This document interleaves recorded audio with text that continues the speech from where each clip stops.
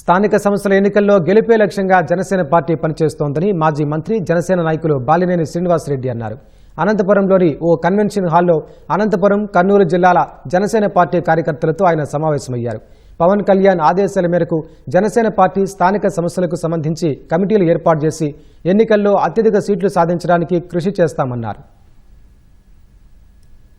ఖచ్చితంగా కూడా ఎక్కడైతే బలంగా ఉన్నారో అక్కడ ఆ వార్డులు అన్నీ కూడా, అలాగే మున్సిపాలిటీ బలంగా ఉన్న దగ్గర మున్సిపాలిటీలు, కార్పొరేషన్ దగ్గర కార్పొరేషన్, ఇవన్నీ కూడా వాళ్ళు చర్చించుకొని జనసేనకి వచ్చే విధంగా చేయటం జరుగుతుంది.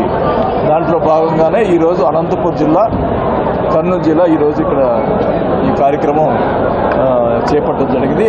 జనసేనకు సంబంధించి ఎవరికైతే బలంగా ఉన్నారో వాళ్ళకి ఆ వార్డులు కేటాయించే దానికోసం మరి ఇన్ఛార్జి దగ్గర నోట్ తీసుకోవడం జరుగుతుంది. అది మన కళ్యాణ్ మరి మన అధ్యక్షుడి గారికి సబ్మిట్ చేయడం జరుగుతుంది. తమిళనాడు రాజకీయం లేదు, ఆంధ్ర రాజకీయం లేదు. తమిళనాడులో జరిగిన పరిణామం ఏంటంటే 40 సంవత్సరాల నుంచి ద్రవిడులు వాళ్ళు డిఎంకే పరిపాలిస్తుంటే వాళ్ళ మీద ఉన్న వ్యతిరేకతతో కొత్తగా ఓటు వేయాలని ఓటు చేసిన విజయ్ గారికి ఓటు వేశారు. దానికి దీనికి సంబంధం ఏంటి?